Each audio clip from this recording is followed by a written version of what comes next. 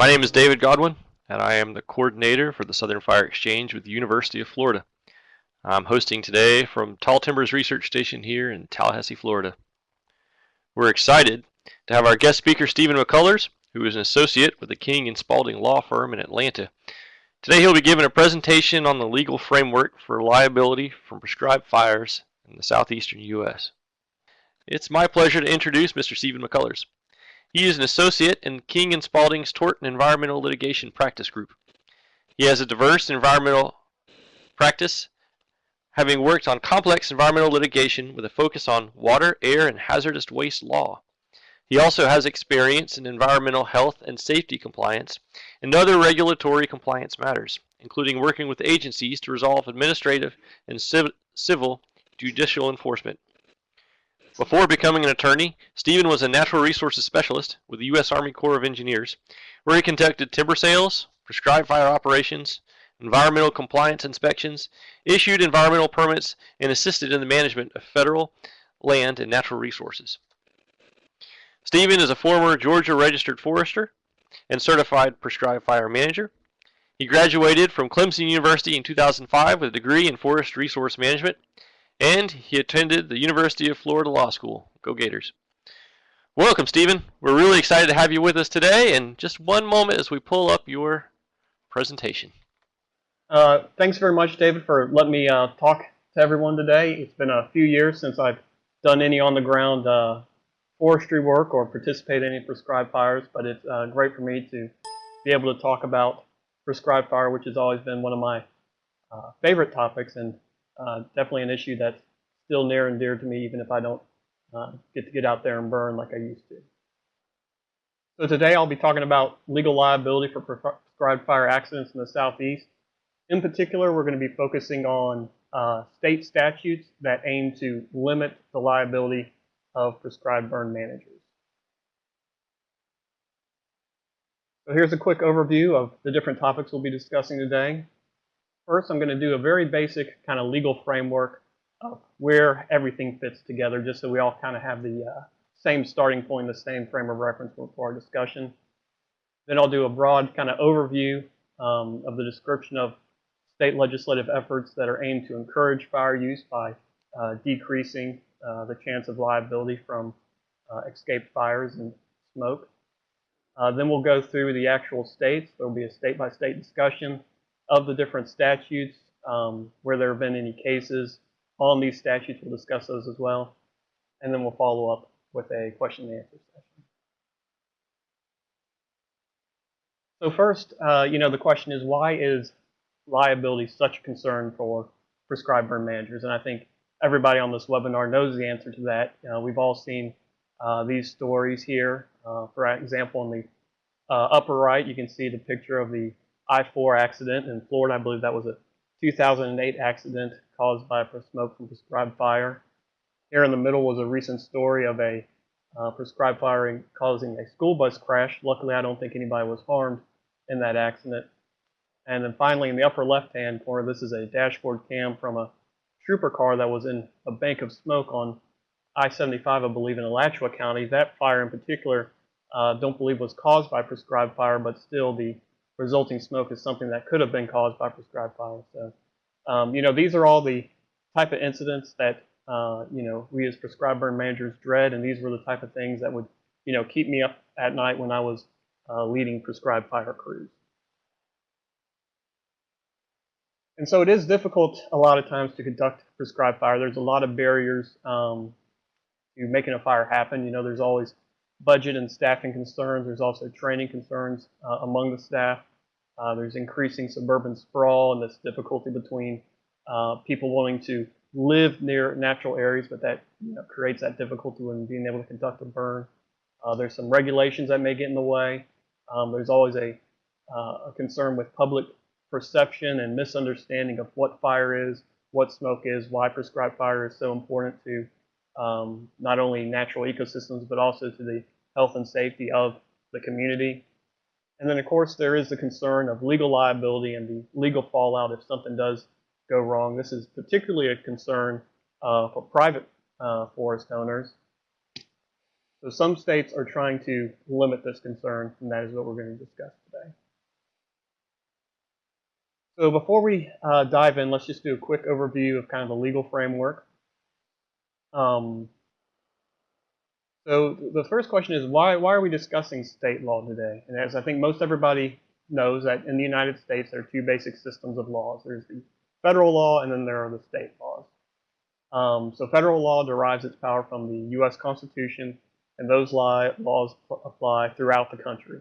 An example of these federal laws include immigration law, bankruptcy law, and also federal criminal law. Now, the states, they derive their power from the sovereign power they have as being a state. So whatever power the state hasn't given to the federal government through the Constitution, the state retains that power. And most examples of state law include things like, state criminal statutes, family law, real estate law. All these things are governed by state law. And all of the states, except Louisiana, use what is called the common law system. So this law is developed over years and decades based on legal precedent from prior cases. And when states were first formed in the United States, a lot of the states just simply adopted the British common law as their basis of law. And so tort is one example of a state common law that's typically based on the common law. Tort law is the law of basic negligence, and that's causing harm based on carelessness, not intentional harm. Intentional harm, of course, would be a criminal violation. So the negligence and how that developed through time came primarily through the common law and based on these prior case decisions. So when it comes to negligence, tort law, the unintentional harm caused by your actions, there are many different standards that apply to determine whether or not you should be legally responsible for the accident that occurred. These are just a couple of the main ones, and these are going to be the ones that we are discussing today. So those are strict liability, simple negligence, and gross negligence. And these are different levels of standards, and depending on what happened and what your level of care and what you did in order to create that accident determines whether or not you'll be responsible. So if there is a strict liability standard, that means that you are going to be responsible for harm no matter what the level of negligence occurred, even if there was no negligence. So strict liability is a standard that is typically used for very, very dangerous activities, such as keeping a dangerous animal or working with explosives. If your work involves, working with explosives, and you're extremely careful and you do everything right, and something happens outside your control and there's an accident, you might still be held responsible under the strict liability theory. Just the fact that you did an activity and somebody was hurt. Simple negligence or ordinary negligence, that's the standard where you are responsible for harm if you fail to exercise reasonable care. And this is probably the most common standard. This would be something that applies to, say, a car accident. If you're driving down the road and your tire blows out and it results in an accident, that's not going to be your fault because the tire blowing out was something outside your control. Whereas if you're driving your car and you're checking your phone and running a red light, you would be responsible at that point because you would have been negligent. You did not show reasonable care in operating your vehicle. And finally, there's gross negligence. Under a gross negligence theory, you would be responsible for harm, but only if you are less careful than even a careless person. Basically, you show a lack of care that amounts to reckless disregard for safety. So of these three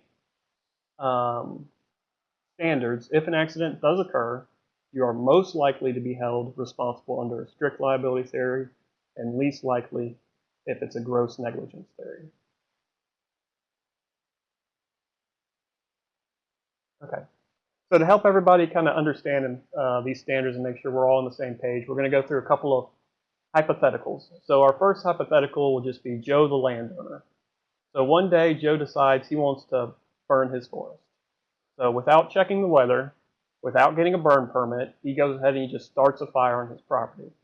Never mind the fact that it's July, there's a drought, there's a burn ban. He hasn't set any fire breaks. He doesn't have any personnel. He doesn't have any equipment. And unsurprisingly, the fire escapes and burns down his neighbor's house. So the question is, would Joe be held liable for the damage to that house? And the answer is pretty clear. It's yes. So under a strict liability theory, he would be liable because his fire caused harm. Under a negligence theory, he would be liable because he didn't show reasonable care. And even under a gross negligence theory, he would probably be liable as well because he didn't even show the slightest amount of care. In fact, his actions were reckless and didn't show any concern for his neighbor's property or for the safety of others. So second hypothetical, a little more difficult case, we have Bob the forester. So Bob is hired to burn 100 acres of pine forest. Bob does a good job. He does a written prescription. He puts in the fire breaks. He monitors the weather. And then Bob and his crew, they initiate the fire on a day when weather conditions are ideal. But unfortunately, Bob doesn't get a burn permit. If he had contacted a local forestry agency, he would have learned that weather conditions were going to significantly worsen. He proceeds with the fire anyway, and in fact, the weather does change. A thick smoke envelops the highway, causing a major accident. So would Bob be liable? Yes, again, under strict liability, he would be liable because his fire caused harm. In negligence, maybe. The question would be, was it reasonable for Bob not to get a burn permit and not to look at the future weather forecast? That would be a question for the jury to decide, and it seems likely that they would probably find that it was negligent. On gross negligence, Bob probably wouldn't be liable. He at least showed some level of care in starting the fire. He did put in fire breaks. He did at least have good weather at the beginning, so it's likely that he wouldn't be found guilty on a gross negligence level. And finally, our third hypothetical, we have Susie, the burn manager. Same basic scenario. She's going to burn 300 acres of forest. Susie, however, she does everything correctly. She gets the burn permit, prescription is in place, monitors the weather, coordinates with local agency. The burn goes according to plan. She continues to conduct mop-up operations. She continues to check the weather. Continues to check the site, make sure there's no spot overs. But a week later, a smoldering stump reignites and sends a spark, well downwind, and that spark starts a fire that destroys things. So would Susie be liable? Under strict liability, yes. Again, her fire caused the damage, therefore she's liable. Under negligence, no. I mean, Susie, she took the reasonable care necessary to make sure the fire was safe. And then finally, under gross negligence, she probably wouldn't be liable there either because she did, her actions showed that she was reasonable and that she cared about the safety of others and that she wasn't reckless. Now, a word of caution on these hypotheticals. Obviously, this is oversimplification of very complicated issues, and it's extremely difficult to predict what a jury will find and how a jury will determine negligence. And I'll also say that for each of these hypotheticals, we looked at each of these three standards, but only one particular standard would apply at that jurisdiction, whether it be strict liability, negligence, or gross negligence. I really just want to walk through that and just make sure everybody understood these different levels of negligence and when liability might attach. So in order to encourage prescribed fire, many states have enacted legislation that changes the common law liability for prescribed fire. These statutes typically do two things. First, they define the level of negligence required to find liability. This ensures that there isn't a strict liability standard, and states will either choose a simple negligence or the gross negligence standard, and we'll go through the details of that later. Also, these statutes oftentimes clarify who has the initial burden of proof in bringing the lawsuit, and that will state that the person that is claiming harm and is seeking damages or money or whatever it might be from a forester or a burn manager, that they have the initial proof to show that there was either negligence or gross negligence, depending on the statute.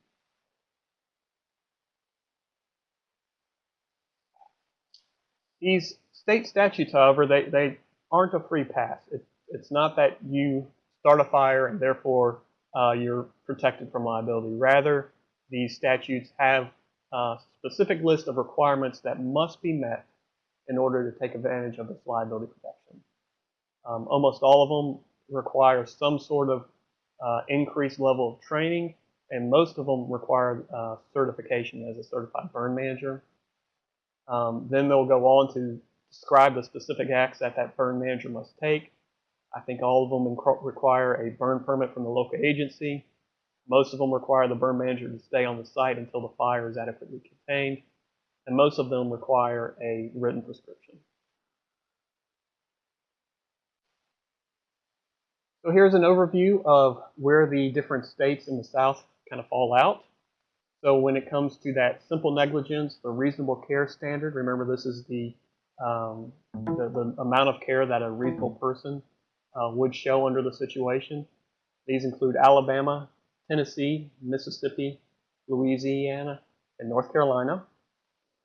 And then there are 3 states that have a gross negligence standard. These include South Carolina, Florida, and Georgia. And again, it's going to be more difficult for a forester or burn manager to be found liable under a gross negligence state as compared to a simple or ordinary negligence state. Let's go ahead and look at these individual states now. First, because the negligence states are so similar, we're going to kind of take them together. First, we're going to look at the standards of care and what this language of the statute specifically says. And then we'll look at the different requirements for each state. So those first 5 states I mentioned, they all have the simple negligence reasonable care standard, although they use slightly different language. The Alabama Prescribed Burn Act, and there's the citation if you ever need to look it up, says that there is no liability for a property owner or his or her agent unless it is shown that the property owner or his or her agent failed to act within the degree of care required of some others similarly situated. So again, you can see that it does put the burden on the individual bringing the case that they have to show there was negligence. And Alabama, instead of actually using the word negligence, just used as basically the definition for negligence, and there's that defined term there. Tennessee and Mississippi have very, very similar statutes, and they say there is no liability unless negligence is proven. Louisiana has a slightly different phrasing. It says there is a rebuttable presumption of non-negligence. This is the same thing. It basically means that the party bringing the suit has to prove that there is negligence and that the burn manager would be assumed to have not been negligent until it's proven otherwise. North Carolina is slightly different. It says no liability unless damage results from a negligently or improperly conducted prescribed burning. And so North Carolina's statute is interesting because you see it says or improperly conducted prescribed burning. That's a little concerning because it's not entirely clear what that means. Under the rules of statutory interpretation, it would be assumed that improperly defines some other activity, that it's not just a synonym for negligent, but it would be possible to, maybe not be negligent, but still improperly conduct a prescribed burn and then not be able to take advantage of that statute. So that does create a little bit of confusion there in that law. So looking at the requirements of these states, as I mentioned, liability statutes do not provide a free ride. You have to complete certain actions. So in all the states just discussed above, there has to be a certified burn manager on site during the fire. There must be a burn permit authorizing the fire from the local state forestry agency. And there must be a written prescription. The exception is Louisiana, which does not explicitly require a prescription. And in some cases, under the different statutes, the prescription must either be notarized. Sometimes you must give it to the forestry agency before the burn. And some statutes require that the forester save a copy of the prescription. So those are the requirements that apply to all the states. Let's look at a couple of individual requirements that are unique.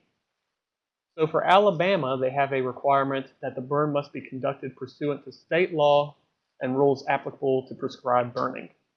So that leaves a question, what are these other state laws and other rules that are applicable to burning? It's not entirely clear, but the Alabama statutes do include additional requirements for non-certified burning, one of which is not leaving the fire unattended. So those might be some examples of additional rules or laws that must be followed by the certified burn manager. Louisiana has an interesting provision where it specifically requires that the certified burn manager stay on site until the burn is declared safe. Luckily, Louisiana regulations define what declared safe means, so that takes out a little bit of the guesswork, but a fire is declared safe when the ignition process was safely accomplished, when the fire is contained within fire breaks, and smoke behavior is consistent with the weather forecast and the prescription for the track.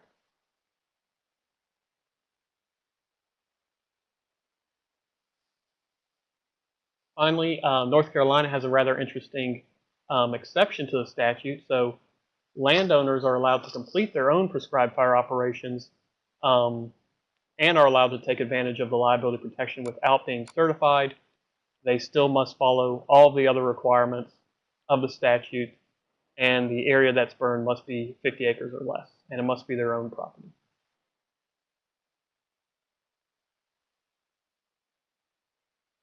So here's a summary of the requirements for negligence.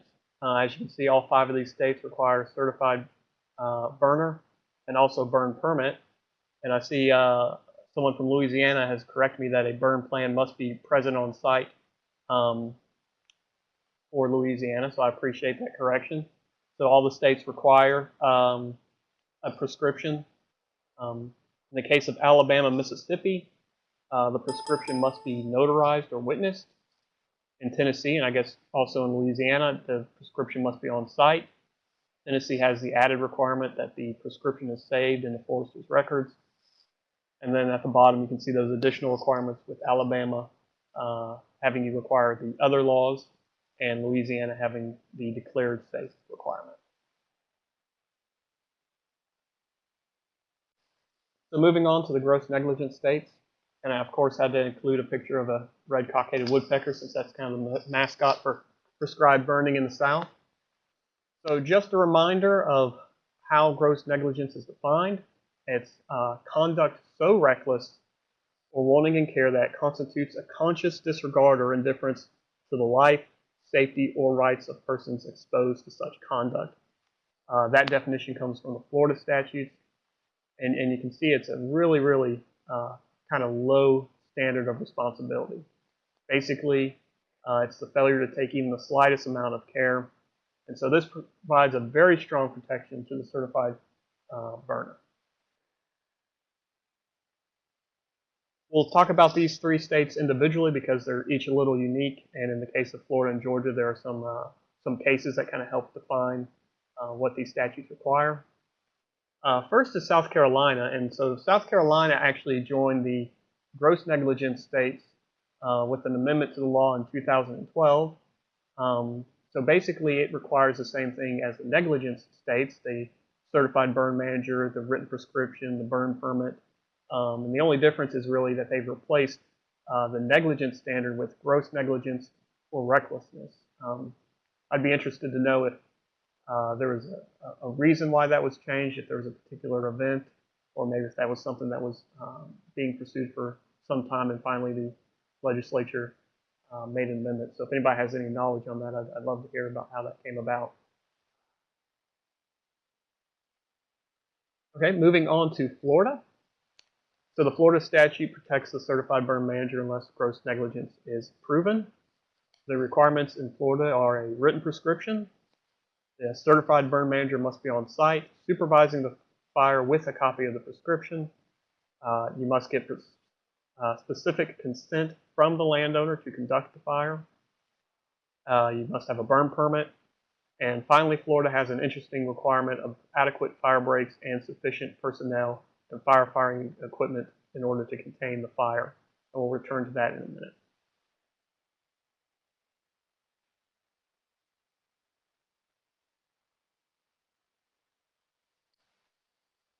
So Florida does have a case that discusses the prescribed fire statute. It's Department of Agriculture and Consumer Services versus Schuler Limited Partnership. So we'll run through that case right now and take a look at it. So the facts of the case: this was a 2008 prescribed fire by the Florida Forest Service in Tate's Hell. The fire was planned to be just about 3,200 acres. It was going to be a 2-day prescribed fire. The fire was supervised by a certified prescribed burn manager. And so the prescribed fire went according to plan both days. At the end of the second day, the crew was released, and it was confirmed that the flames were no longer spreading. Over the following days and weeks, the crew continued to monitor the burn area, sometimes as much as twice a day. But about a month after the fire, a spotover occurred, and it caused a fire on neighboring private property separated from the track from a rather large wetland and creek area. The fire destroyed 835 acres of timber, but luckily there were no injuries or other damages from the escape fire. And so this is a map of the prescribed fire in the spotover area. Here in the middle was that prescribed fire area. Ash Creek is the water body that the spotover jumped over, and it went into the northwest corner here on private property. This is all down in the Panhandle area, Apalachicola Bay, Florida.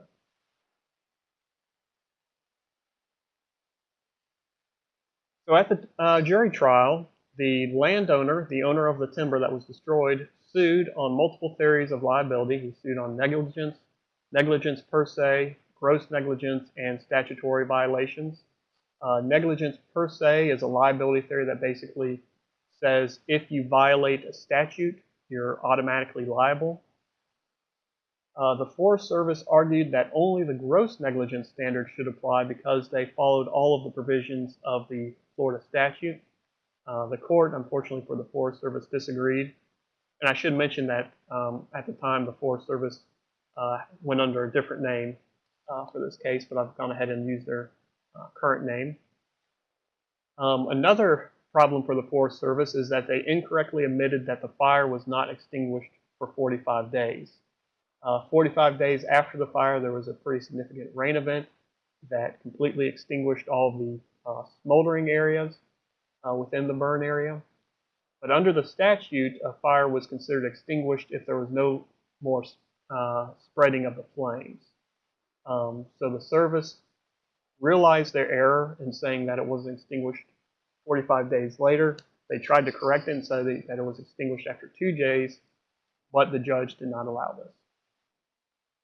So that really opened the door for the landowner's theory of the case. And the landowner's attorneys argued that the liability statute requires continuing compliance with all the statutory requirements for the entire 45-day period. Basically, that it was a continuing fire, and therefore the Forest Service had to meet all of those statutory requirements in order to take advantage of the liability statute.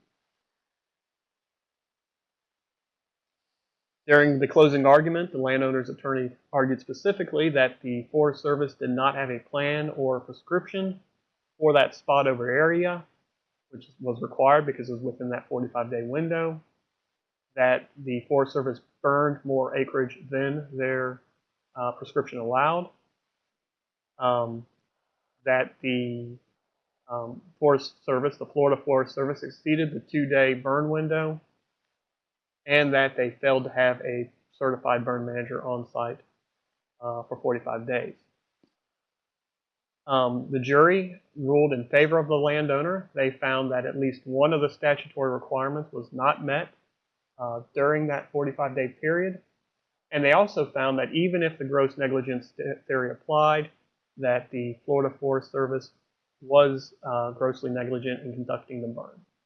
So this resulted in a landowner receiving a little over $740,000. So the case was appealed to the Florida District Court of Appeal, but that appellate court actually affirmed the jury's verdict in a 2-to-1 decision. The majority opinion actually had very little discussion of the case, but the dissenting judge, the judge that disagreed with that opinion, he wrote a very strong dissenting opinion and argued multiple things, argued that gross negligence was the only standard that should apply in this case because the Florida Forest Service followed the statutory requirements, that a fire is extinguished when there was no spreading flames, therefore the fire was extinguished after 2 days instead of after 45 days, that the certified burn manager only had to be on site until the fire was completed, again, that 2-day window and not the 45-day window, that the trial judge committed multiple legal errors in defining these different terms for the jury, therefore that greatly limited Florida's defense, and that even though the jury found there was gross negligence, the legal errors caused such misunderstanding among the jury that the case warranted being reversed and retried.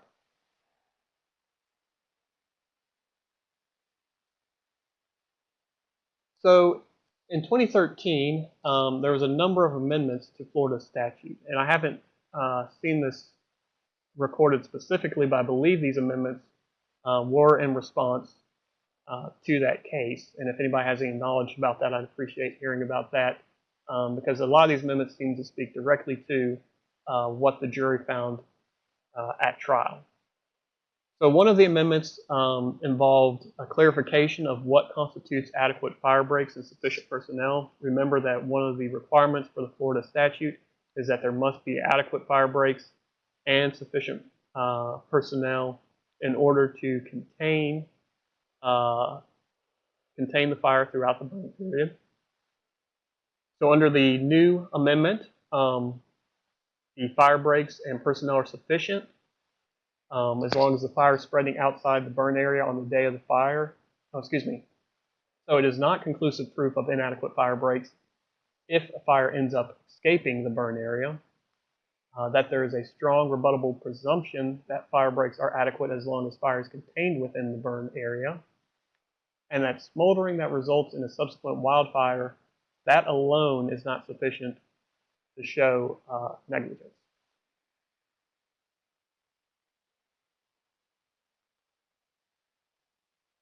I'm going to go ahead and respond to Jim's question.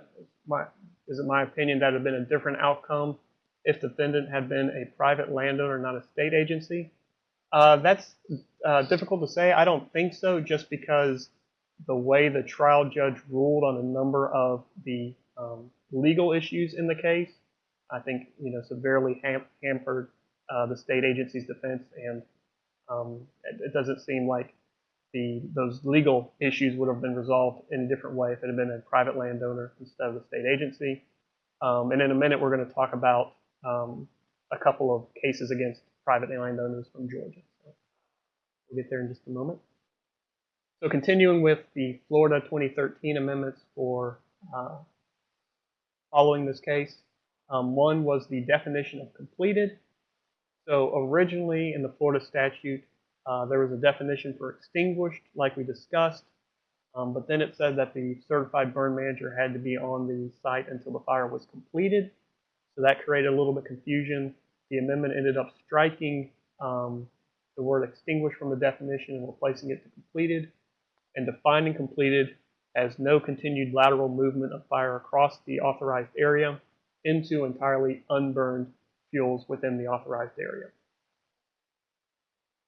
So this clarifies that the prescribed burn manager only has to be on the site for as long as the fire is within the authorized burn area.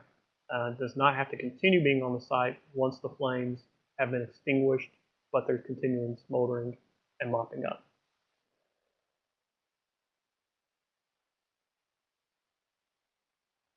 The 2013 amendment also created some new provisions for smoldering. It clarified that new prescription or permit is not required for smoldering in burn areas unless new ignitions are conducted for it by the certified burn manager.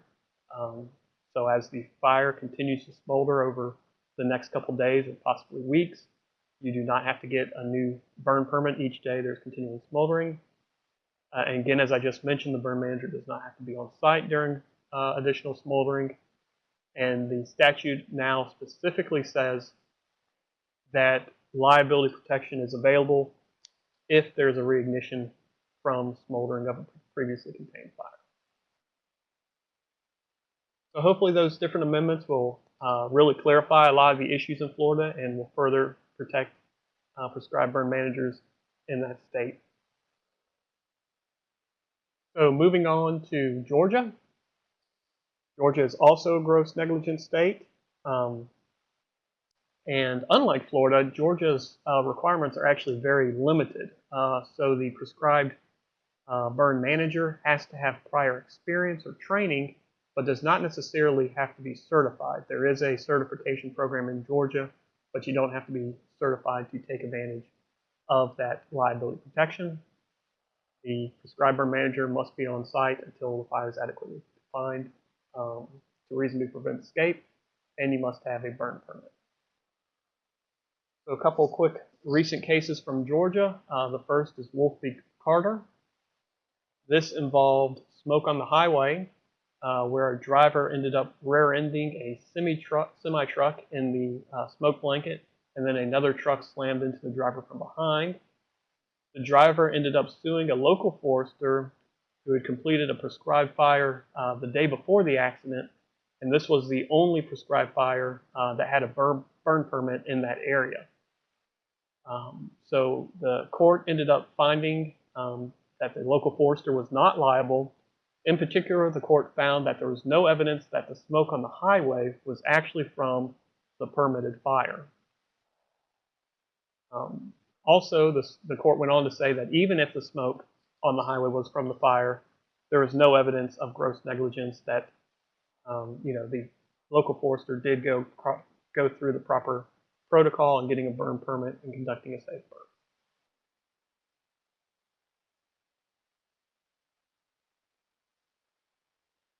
Another case is Morgan v. Horton.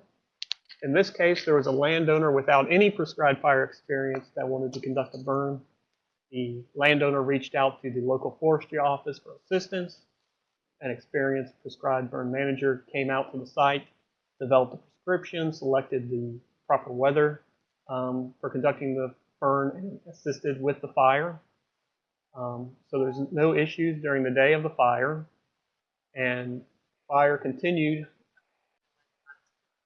The fire continued to smolder the next day, and that night, unfortunately, the weather conditions changed, causing smoke and fog to mix on a local highway. A tractor trailer came across the smoke and fog and stopped due to the poor visibility, and a driver rear-ended that trailer and was killed. The driver ended up suing, the driver's family ended up suing the landowner.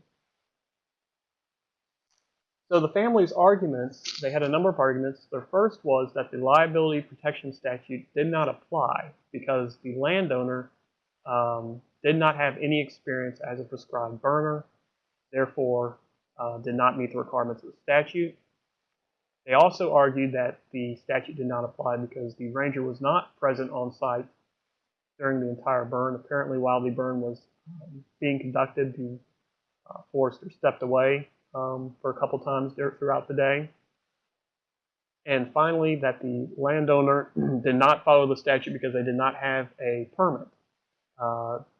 They had a permit for the first day, but it was actually the smoking on the second day that caused the accident.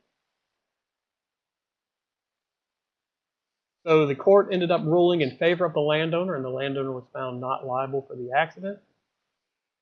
The court found that the experienced ranger, the local forestry agent, was the one that was actually in charge of the fire, despite the fact that the burn permit was in the landowner's name, and despite the fact that the fire was on the landowner's property. That was actually the experienced ranger in charge of the fire, and therefore they met that part of the statute. The court also found that the ranger did not have to be on the site continually throughout the day, but merely had to be around and with the fire until it was contained. The court also found that a new permit was not required for the subsequent days, and the court finally found that there was no evidence of gross negligence.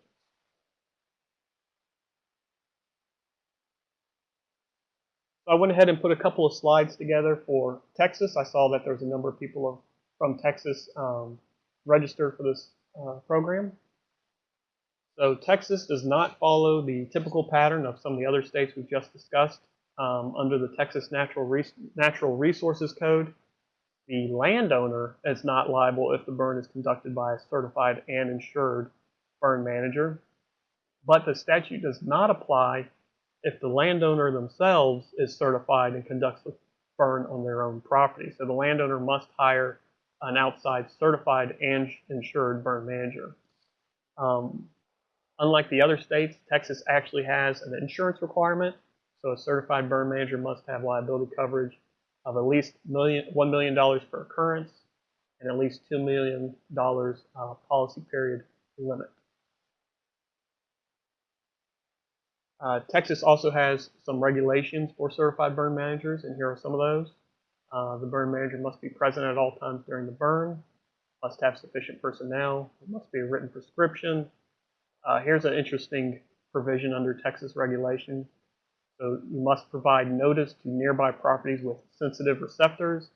I don't believe that term's defined, but it's probably things like schools, hospitals, other areas where people might be sensitive to smoke. The burn manager must save records regarding both their insurance coverage and the prescription for the prescribed fire. And then there are additional requirements if the prescribed fire is conducted during the burn ban.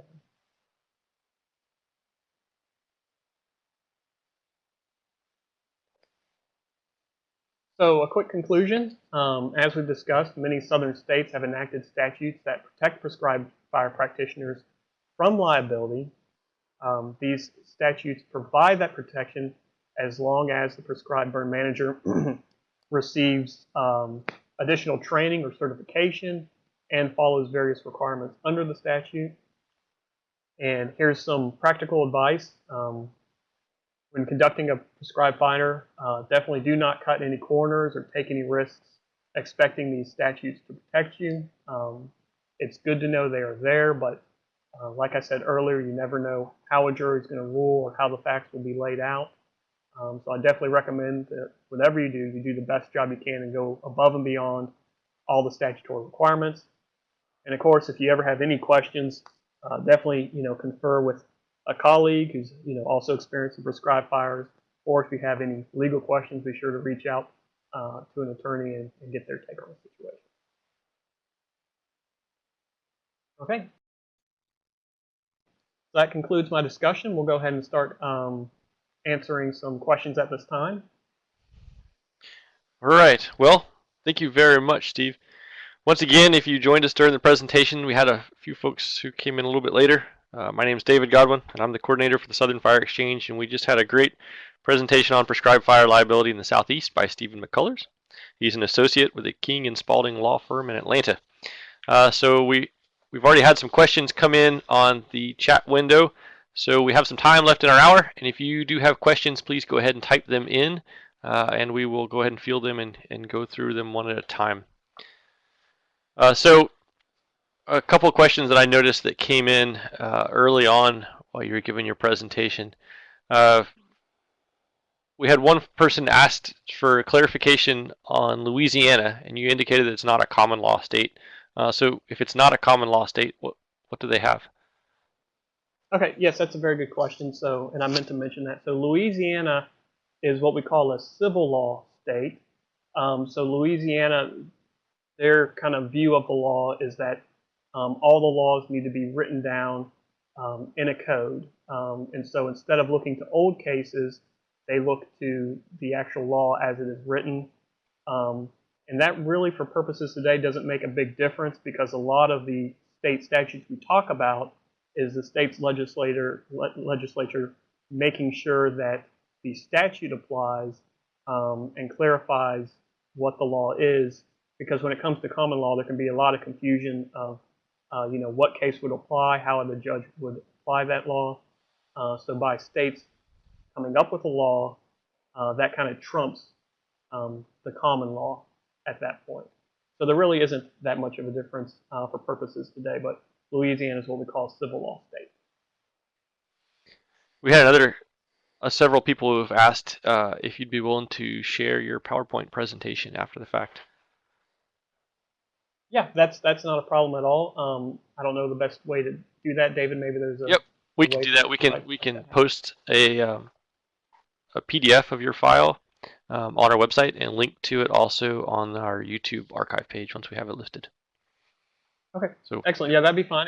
And I should have mentioned this earlier that, of course, my purpose here today is just to give a general overview of the law, and I can't provide legal advice on your individual situation based on this PowerPoint, but hopefully my presentation, gave you some ideas, gave you some things to think about, and that's something that you could then go take to your legal counsel and discuss if you have any questions.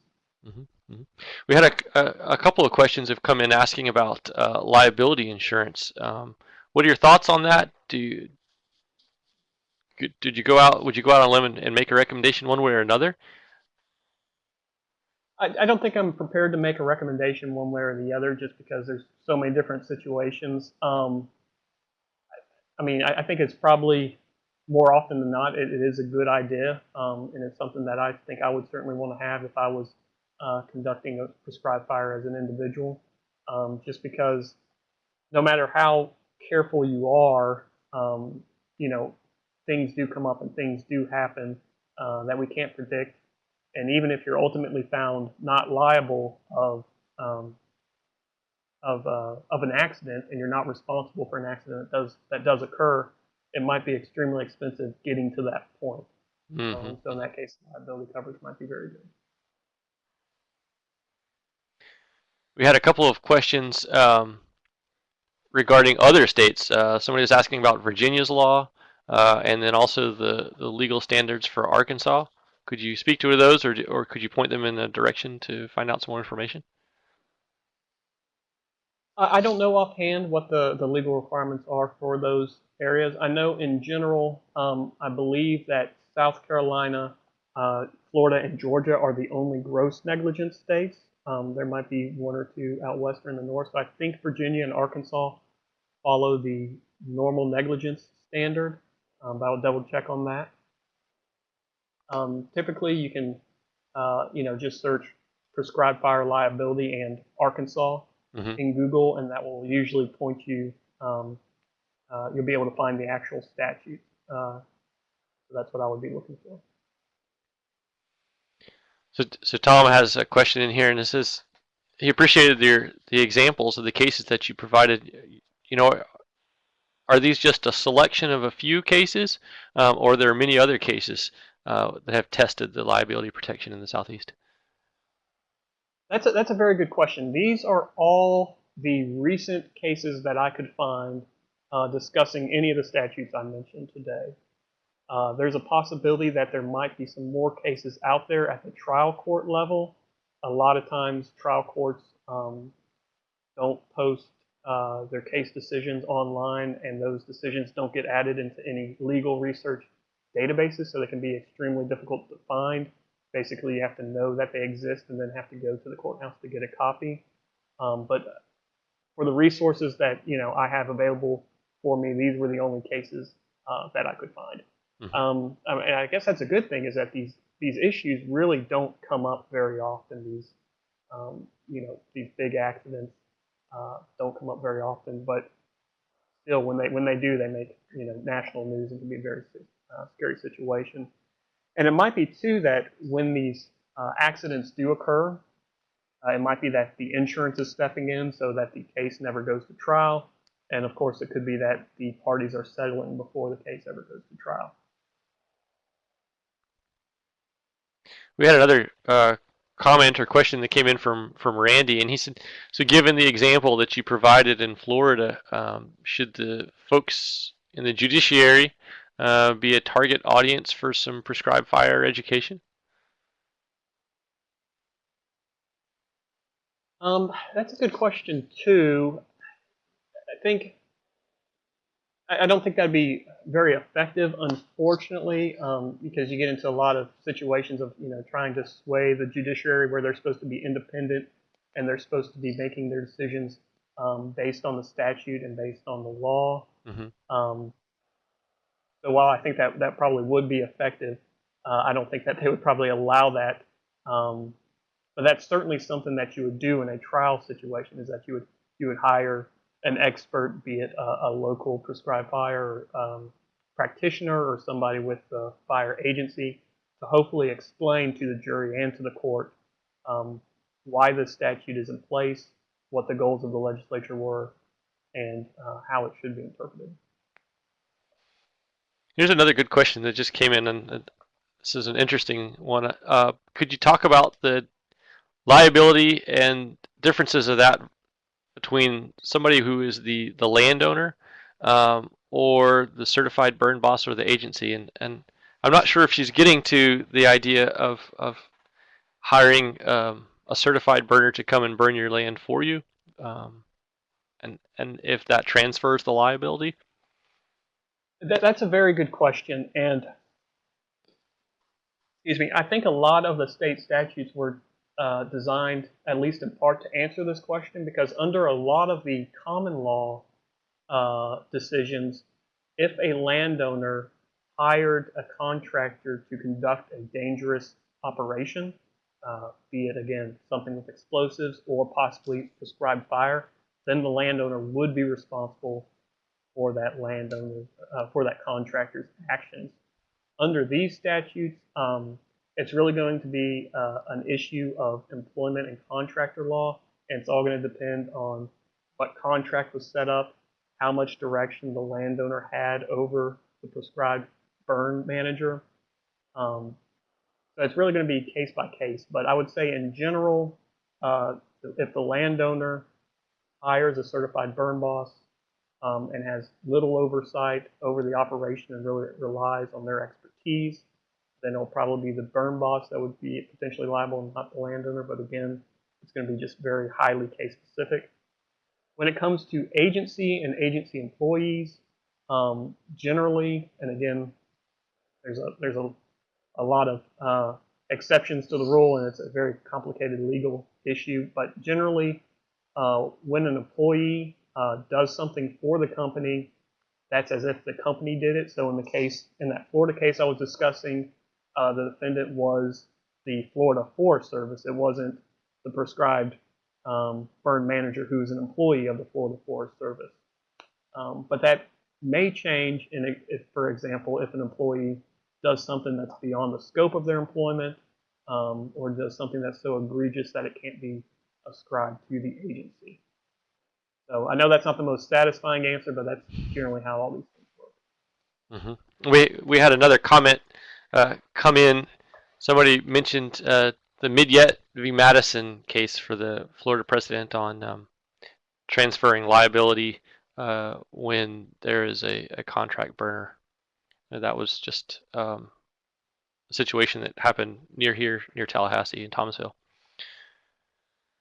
Yeah, and it's been a while since I read that case, but I believe, is that the one where the landowner was held responsible for the contractor's actions?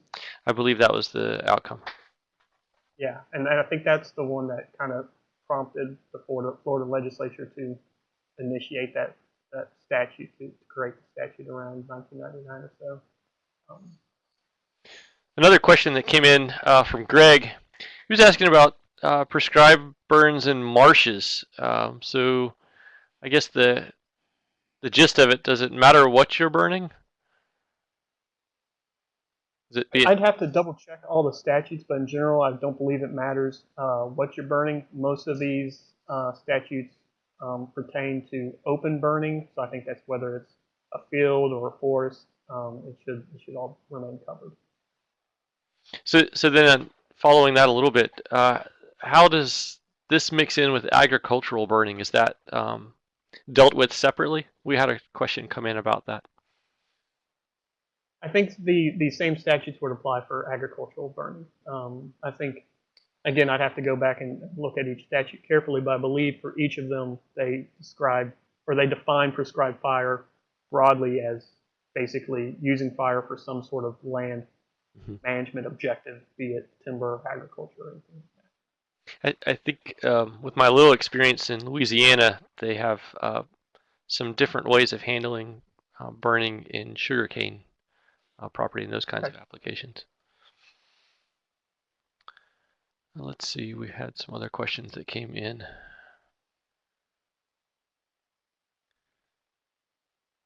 So Jen Evans has kind of an interesting one here. Her question is, what are your recommendations for changes in state and local laws and policies regarding um, looking to reduce the risk of applying fire and reduce that liability opportunities there? Okay, I mean, for me, looking through these statutes, I would like to see them as clear as possible. Some of the statutes, I think, like Tennessee and Mississippi, are good because they're very clear and to the point what the negligence standard is and what the requirements are.